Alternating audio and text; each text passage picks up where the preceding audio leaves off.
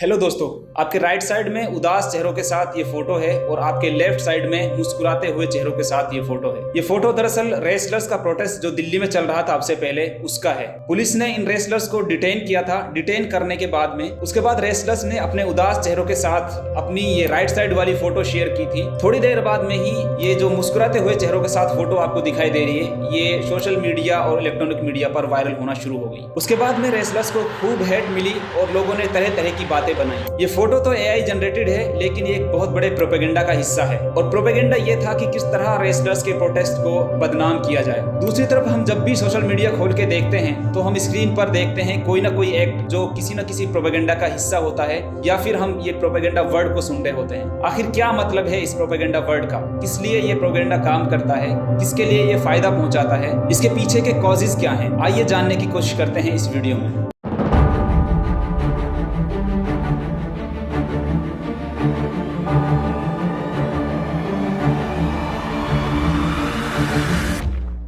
आगे बढ़ने से पहले प्रोपेगेंडा वर्ड का मीनिंग क्या है, इसका मतलब क्या होता है, वो जानना जरूरी है। प्रोपेगेंडा वर्ड ये एक लैटिन वर्ड है जिसका मतलब होता है आइडिया और स्टेटमेंट को झूठे और रियलिटी से ज्यादा बताए जाने वाले और किसी खास मकसद या फिर पॉलिटिकल लीडर या गवर्नमेंट की हेल्प के लिए फैलाए जाते हैं। और इतना ही नहीं, लोगों को इस झूठे आइडिया और स्टेटमेंट को ऐसा बताया जाता है और लोगों के इमोशंस के साथ खेला जाता है कि वो इसे मानने पर मजबूर हो जाएं, और मजबूर ही नहीं बल्कि उस पर कोई ना कोई एक्ट या फिर उस पर रिएक्शन करने को तैयार हो जाते हैं। एग्जाम्पल के लिए हम देख सकते हैं कि कोविड-19 के टाइम पे तबलीगी जमात के साथ क्या हुआ था। निजामुद्दीन मरकज में तबलीगी जमात का एक इज्तिमा यानी मीटिंग चल रही थी जिसमें कुछ लोग कोरोना पॉजिटिव मिले। उसके बाद में ये न्यूज गोदी मीडिया ने पूरे देश भर में ऐसे फैलाई कि ये कोरोना वायरस को फैलाने वाले सिर्फ और सिर्फ ये तबलीगी जमात के मेंबर हैं जो गांव-गांव, कस्बा-कस्बा, शहर-शहर जाते हैं। अब तक भारत अपने संयम और संकल्प से कोरोना वायरस के सामने एक दीवार बनकर खड़ा रहा, लेकिन इस दीवार को पिछले कुछ दिनों में एक दूषित सोच के वायरस ने कमजोर कर दिया, और ये सोच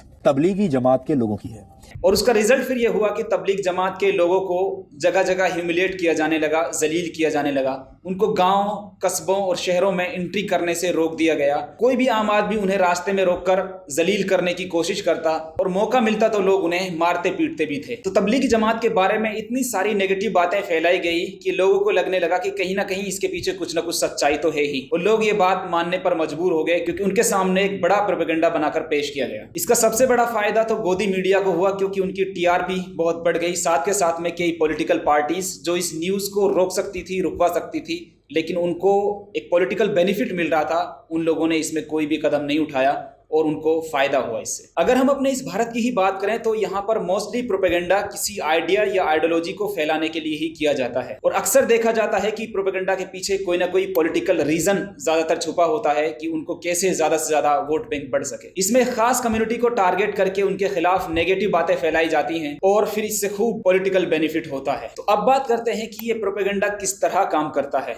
जैसा कि मैंने पहले बताया, प्रोपेगेंडा एक खास मकसद के लिए इस्तेमाल किया जाता है। इस काम को एक प्लान तरीके से अंजाम दिया जाता है, और इस प्रोपेगेंडा को इस तरह डिजाइन किया जाता है कि लोग रेशनल होने के बजाय इमोशनल होकर सोचें। तो आइए अब बात करते हैं प्रोपेगेंडा के लिए यूज की जाने वाली कुछ इंपॉर्टेंट एलिमेंट्स और टेक्निक्स की। Number 1, emotional talk. इसमें यह होता है कि कॉम्प्लेक्स इशू को एक सिंपल इशू बनाकर पेश किया जाता है कि इसमें जैसे कोई बात ही ना हो। लोगों की रेशनल थिंकिंग के बजाय इमोशंस को इन्फ्लुएंस किया जाता है, और जिस इशू को प्रोपेगेट किया जाता है उसको इस तरह एक्सप्लेन किया जाता है कि लोगों को लगने लगता है कि ये मेरा ही इशू है। इसमें लोगों के इमोशंस के साथ खिलवाड़ किया जाता है, और इसका पर्पज स्ट्रॉन्ग इमोशनल अटैचमेंट पैदा करके पब्लिक ओपिनियन को इन्फ्लुएंस करना होता है। Number 2, heavy language. इसमें एक हैवी लैंग्वेज का इस्तेमाल किया जाता है।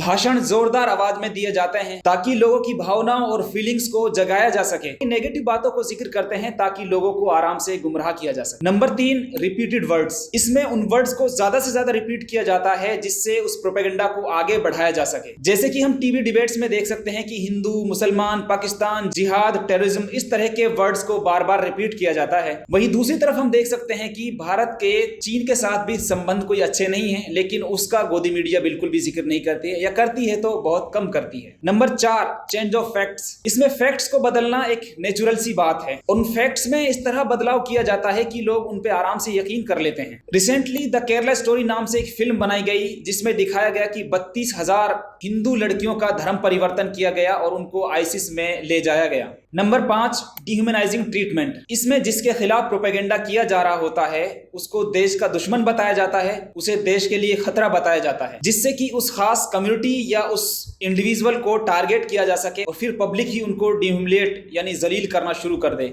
लोग उनसे नफरत करना शुरू कर देंगे, उनसे डरने लगेंगे। घर हो या ऑफिस हो, ट्रेन हो या प्लेन हो, लोग उनको हर जगह जहां मौका मिलता है उनको डिह्यूमिलेट यानी जलील करने की कोशिश करते हैं और उनके साथ मार पिटाई भी करते हैं। Number 6, limitation of information. Propaganda फैलाने में इंफॉर्मेशन का सबसे बड़ा फैक्टर होता है। कम्युनिकेशन के जितने भी टूल्स होते हैं, सोशल मीडिया हो, प्रिंट मीडिया हो, इलेक्ट्रॉनिक मीडिया हो या फिर खुद हम लोग हों, तो सही खबर को लोगों तक पहुंचने ही नहीं देते हैं ताकि लोगों को एक भ्रम में रखा जा सके। अपोजिशन पार्टी हो या कोई कम्युनिटी हो जिसके खिलाफ प्रोपेगेंडा शुरू हो चुका है, उसकी आवाज को दबाया जाता है, क्योंकि जिस जगह से प्रोपेगेंडा किया जा रहा है वहीं से उनकी आवाज उठनी थी। लेकिन आज के टाइम पे परेशानी और प्रॉब्लम की बात यह है कि वहीं से प्रोपेगेंडा शुरू होता है। और अब बात करते हैं कि प्रोपेगेंडा का गोल क्या होता है। प्रोपेगेंडा का इस्तेमाल किसी पर्टिकुलर एजेंडा या किसी पॉइंट ऑफ व्यू को प्रमोट करने के लिए किया जाता है। इसके ऑब्जेक्टिव्स अलग अलग हो सकते हैं, लेकिन इसका गोल लोगों की राय को एक शेप देना होता है, उन्हें किसी पर्टिकुलर कोज या पॉलिटिकल कैंडिडेट के सपोर्ट में करने के लिए मनाना या फिर उन्हें एक सर्टेन वे में बिहेव करने के लिए एनकरेज करना शामिल हो सकते हैं। ओवरऑल बात यह है कि एक पर्टिकुलर आइडियोलॉजी को फॉलो कराना होता है। हिस्ट्री में हम देख सकते हैं कि प्रोपेगेंडा का एक बड़ा एग्जाम्पल एडोल्फ हिटलर का है। उन्होंने एक फिल्म बनाई the triumph of the will. इस फिल्म का पर्पस था कि नाजी रिजाइम को बढ़ावा देना और अदर क्लासेस के खिलाफ नफरत पैदा करना। ये प्रोपेगेंडा किस तरह काम करता है हम इसे एक और केस स्टडी से समझ सकते हैं। Reuters Institute for the Study of Journalism ने श्रीनगर के best freelancer journalist Wasim Khalid की एक case study media propaganda and the Kashmir dispute a case study of Kashmir flood को पब्लिश किया। सितंबर 2014 में कश्मीर में एक बहुत जबरदस्त बाढ़ आई थी जिसकी वजह से काफी तबाही मची थी। इस डिजास्टर के दौरान वसीम खालिद ने इंटरनेशनल मीडिया और इंडियन मीडिया के कवरेज को स्टडी किया। उसमें उन्होंने सवाल उठाया कि इंडियन मीडिया ने जो कवरेज दिया है और इंटरनेशनल मीडिया ने कवरेज दिया है, इन दोनों की रिपोर्टिंग में बहुत बड़ा फर्क है। बाढ़ के बाद में टाइम्स ऑफ इंडिया और एनडीटीवी में पब्लिश्ड रिपोर्ट्स का एनालाइज किया गया, तो बाद में पता चला कि टाइम्स ऑफ इंडिया और एनडीटीवी की रिपोर्ट्स इंडियन गवर्नमेंट और आर्म्ड फोर्सेस के फेवर में थी। टाइम्स ऑफ इंडिया ने अपनी कवरेज के 57% हिस्सा मिलिट्रीज रिलीफ ऑपरेशन को कवर किया और एनडीटीवी ने 97% फ्लड में आर्मी और गवर्नमेंट ऑफ इंडिया ने जो काम किया था उस पर फोकस किया। दोनों मीडिया ने वहां के लोकल कश्मीरी जो वॉलंटियर्स वहां पे काम कर रहे थे, लोगों की जान बचा रहे थे, लोगों की हेल्प कर रहे थे, उनको पूरी तरह इग्नोर किया, उनका कहीं कुछ दिखाया ही नहीं गया। इंडियन मीडिया ने सिक्योरिटी सेंटर्स को कवरेज दिया, जिससे ऐसा लगता है कि इसका मकसद उस एरिया में आर्म्ड फोर्सेस के लिए सिंपैथी पैदा करना हो। वहीं दूसरी तरफ हम देख सकते हैं कि international media BBC online, Al Jazeera, Reuters and Financial Times London एक बैलेंस व्यू पेश किया जिसमें हर उस इंसान को कवर किया गया जिन्होंने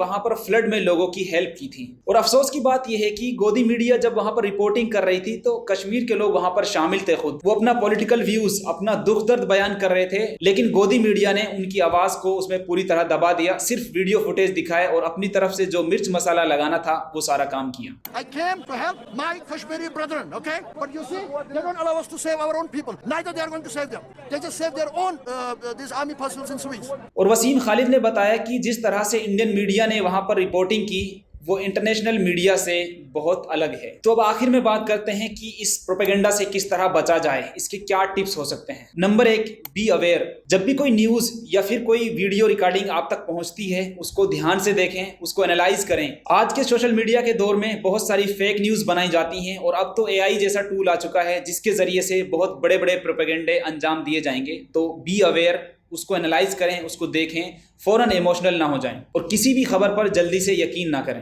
राजस्थान के कोटा में अमित शाह ने बीजेपी के आईटी सेल के लोगों को एड्रेस करते हुए कहा कि हमारी टीम बहुत सफलता से ये काम अंजाम दे रही है, हम जिसे चाहे झूठ दिखाएं, हम जिसे चाहे सच दिखाएं। Number 2, check the sources. जब भी कोई न्यूज, कोई इंफॉर्मेशन आप तक पहुंचती है तो अलग अलग सोर्सेज से उनको वेरीफाई करने की कोशिश करें, देखें, गूगल पे सर्च करके पढ़ें, वीडियोस देखें, आर्टिकल्स पढ़ने की कोशिश करें कि असल मुद्दा क्या है। तो आजकल होता यह है कि व्हाट्सएप यूनिवर्सिटी के जरिए आई इंफॉर्मेशन, आई न्यूज को देखकर हम लोग इमोशनल हो जाते हैं जिसमें ना कोई सोर्स होता है ना कोई फैक्ट होता है। द वॉल स्ट्रीट जर्नल की एक report adversarial harmful networks India case study में बताया गया है कि किस तरह Indian government fake news create करती है। इसमें खुलासा किया है कि आरएसएस एफिलिएटेड पेजेस से मिस इन्फॉर्मेशन से भरा मिसलीड करने वाला एंटी इंडियन कंटेंट पोस्ट किया जाता है। ये भड़काऊ और मुसलमानों के खिलाफ नफरत फैलाने वाली पोस्ट को एफबी कभी फ्लैग नहीं कर पाता है, क्योंकि हिंदी और बंगाली कंटेंट को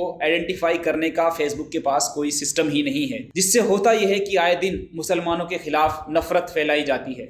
नंबर 3, बी थॉटफुल। अकेले में सोचें, डिफरेंट पॉइंट ऑफ व्यूज को इवेल्युएट करें। किसी के सपोर्ट में या उसके अपोजिशन में खड़े होने से पहले अपनी स्ट्रॉन्ग ओपिनियन बनाएं। एक्सपर्ट्स की ओपिनियन देखें कि इसके बारे में एक्सपर्ट्स की क्या राय है, और किसी दूसरे के आइडियाज को अपने ऊपर हावी होने ना दें। फेक न्यूज इतनी बढ़ गई है कि व्हाट्सएप को भी इसमें कदम उठाना पड़ा। व्हाट्सएप ने रिसेंटली एक फीचर लॉन्च किया है। उसमें यह होता है कि व्हाट्सएप के जरिए जब भी कोई इंसान दूसरे इंसान को कोई मैसेज भेज रहा है तो उसमें पता चल जाएगा कि ये फॉरवर्डेड है या फिर भेजने वाले ने वो खुद लिखा है, खुद क्रिएट किया है। Number 4, take the wise decision. Sceptical assessment, यानी पहले किसी भी न्यूज के बारे में शक करें, डाउट में रहें कि ऐसे कैसे हो सकता है। आर्ग्यूमेंट को अंडरस्टैंड करें और इसमें भी एक्सपर्ट्स की ओपिनियन को देखें और उसके बाद में कोई ना कोई डिसीजन लें।